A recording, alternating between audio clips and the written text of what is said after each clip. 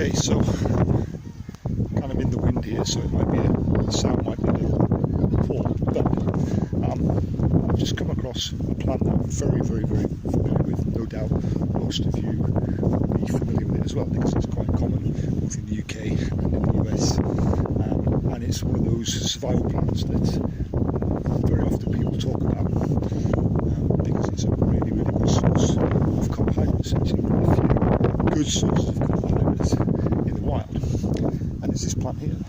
This is the burdock plant, or one of the burdock family. I think it's the lesser burdock rather than the other one, which is a little bit bigger.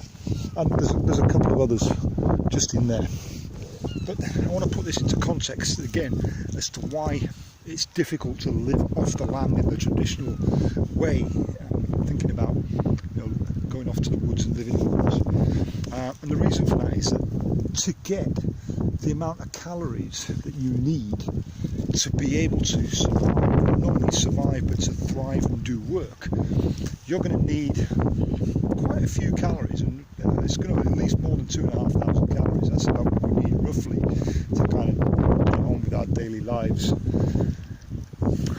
What that means in practical terms for the survivor going out into the woods to survive and into the fields to survive is that you need about 7 pounds in weight of the rootstock of this to provide one person with the right amount of calories.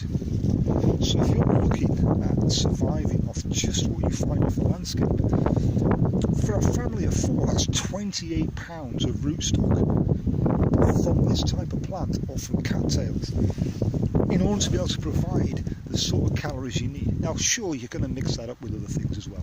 This is just a kind of an extreme example if you were just living off that. And the other thing to say about that is that this is a really difficult plant to dig up, because its taproot goes really quite deep. It's often in rocky soil, and very often the energy it takes to dig that thing up is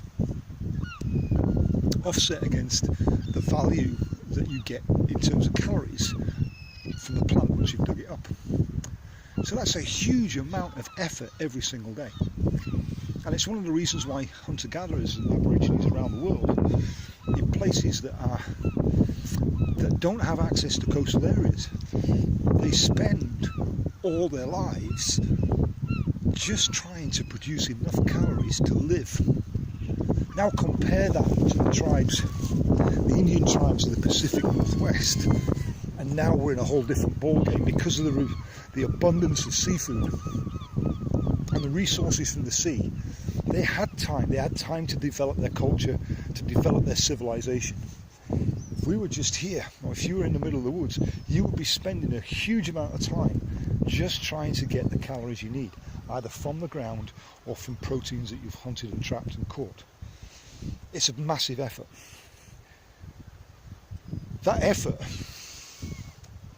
at the seashore, on coastal regions, is a lot less than it is when you are hunting, trapping and gathering from the landscape. So this is another reason why I'm very, very keen to recommend to you to consider looking at coastal areas. Plainly not everyone's going to have access to that, but for those of you that do, think about it seriously as a place to go to if you need to bug out. This is Dave for the NFPA, and I'll see you soon.